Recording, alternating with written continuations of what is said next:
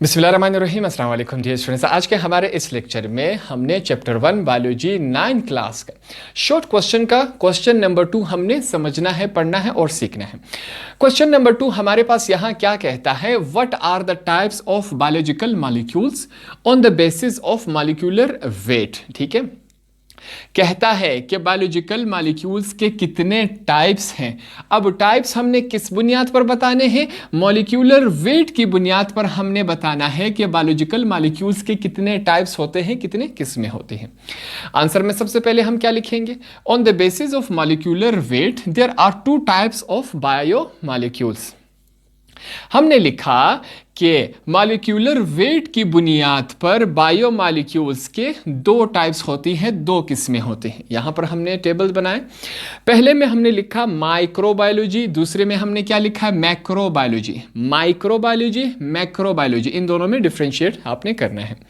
सबसे पहले हमारे पास क्या है? माइक्रो मॉलिक्यूल्स, इसको हमने समझना है।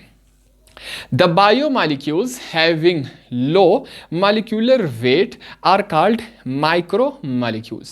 कहता है ऐसे तमाम बायोमॉलिक्यूल्स जिनके मॉलिक्यूलर वेट लो हो उसे हम क्या कहते हैं? माइक्रोमॉलिक्यूल्स कहते हैं। अब ये जो मॉलिक्यूलर वेट होता है, अगर हम पेरियोडिक टेबल पढ़े समझे, हर एलिमेंट का हमारे पास मॉलिक्यूलर वेट होता है। थोड़ा सा केमिस्ट्री की तरफ हमारा लेक्चर चला जाएगा, तो यहाँ पर हम इतना ही समझेंगे कि ऐसे तमाम बायोमॉलिक्यूल्स के अगर मॉलिक्यूलर वेट लो आ जाए तो उसे हम क्या कहते हैं? माइक्रो मॉलिक्यूल्स कहते हैं। एग्जाम्पल हमने क्या दिया? अमीनो एसिड्स का और ग्लूकोज का। इनके हमारे पास मॉलिक्यूलर वेट क्या होते हैं? लो होते हैं। ETC एक्सेट्रा हमने लिख दिया।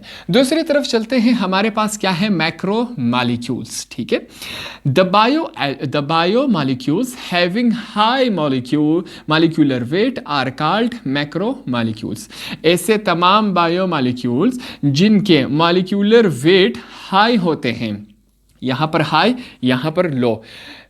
माइक्रो में लो होते हैं मॉलिक्यूलर वेट और मैक्रो में मॉलिक्यूलर वेट हाई होते हैं। तो ऐसे तमाम बायो मॉलिक्यूल्स जिनके मॉलिक्यूलर वेट हाई होते हैं उन्हें हम क्या कहते हैं? Macro molecules. एग्जाम्पल हमने क्या देना है? Starch, protein, lipids, ETC। इसका हमने क्या करना है? इसका हमने एग्जाम्पल देना है।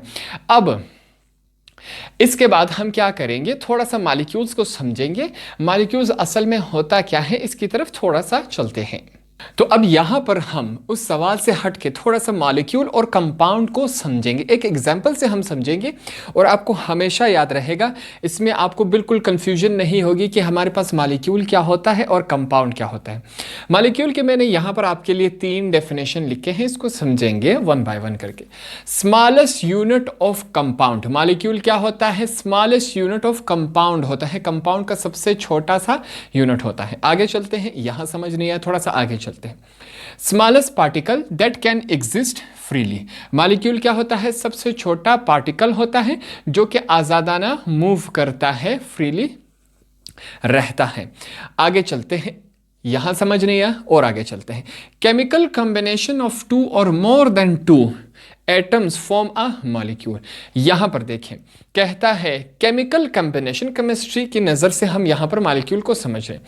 कहता है कि केमिकल कॉम्बिनेशन ऑफ 2 और मोर देन 2 एटम्स, कहता है अगर 2 या 2 से ज़्यादा एटम्स केमिकली कॉम्बिनेशन करे, आपस में रिएक्शन करे या बॉन्ड बनाए, तो उसे हम क्या कहते हैं? मॉलिक्यूल कहते हैं।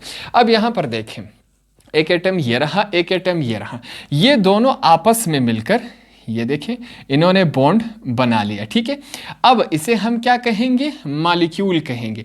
एक एटम ये रहा, एक एटम ये रहा, इन्होंने केमिकल कॉम्बिनेशन बनाया, बॉन्ड बन गया, हमारे पास ये आ गया, इसको हम क्या कहेंगे? मॉलिक्यूल कहेंगे। अब ये हमारे पास क्या है? ये हमारे पास मॉलिक्यूल हो गया। ठीक है, ये बात आपको समझ आ गई कि 2 एटम्स आपस में केमिकल कॉम्बिनेशन करे तो उसे हम क्या कहते हैं? मॉलिक्यूल। अब इसको मॉलिक्यूल भी कहेंगे और कंपाउंड भी हमने कहना है। ठीक है, आगे चल के इसको और वाज़ेह कर लेते हैं। कंपाउंड पढ़ते हैं। अब कंपाउंड क्या होता है? मॉलिक्यूल को थोड़ा सा हमें समझ आ गया। कंपाउंड है chemical combination of two or more than two different atoms, ठीक है, in a fixed proportion.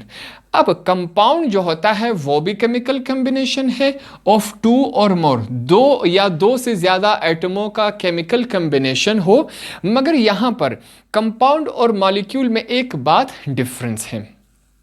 Molecule में यह बात नहीं लिखी गई, कंपाउंड में लिखी गई है कि chemical combination of two or more than two different, यहां पर इस लफ्ज पे आपने ध्यान देना है। डिफरेंट एटम्स क्या है, यहां पर हमारे पास यह नहीं बताया गया था कि एटम्स सेम होने चाहिए या डिफरेंट। यहां पर कंपाउंड में हमें बताया गया है कि अगर कॉम्बिनेशन केमिकल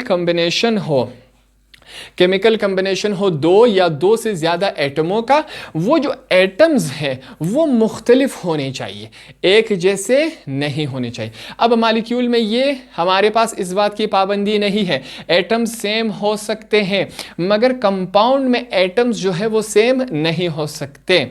अब यहां पर इसकी एग्जाम्पल लेते हैं तो हमें बिल्कुल क्लियर हो जाएगा।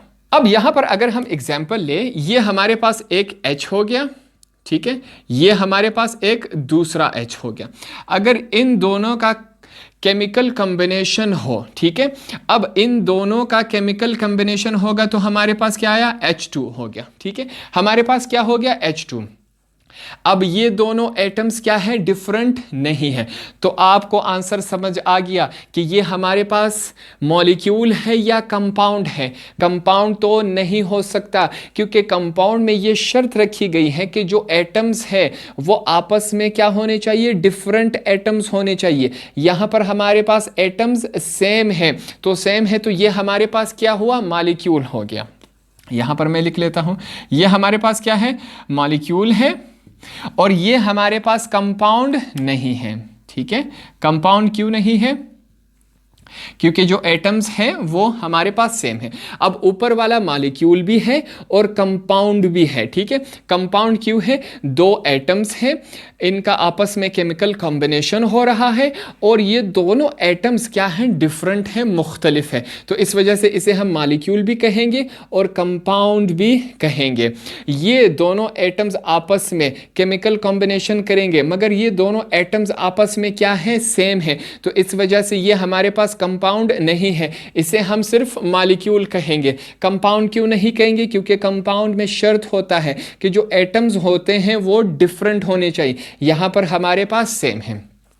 इसको आसान अल्फाज में समझने के लिए हम क्या कह सकते हैं कि हर मॉलिक्यूल कंपाउंड नहीं होता और हर कंपाउंड मॉलिक्यूल होता है, कि हर कंपाउंड मॉलिक्यूल होता है और हर मॉलिक्यूल कंपाउंड नहीं होता। जैसे कि ये एग्जाम्पल है, अब ये हमारे पास मॉलिक्यूल है मगर कंपाउंड नहीं है, अब ये हमारे पास कंपाउंड है और मॉलिक्यूल दोनों है। तो थोड़ा सा आपके पास, आपके दिमाग में थोड़ा सा खाका बन गया इन दोनों के बारे में।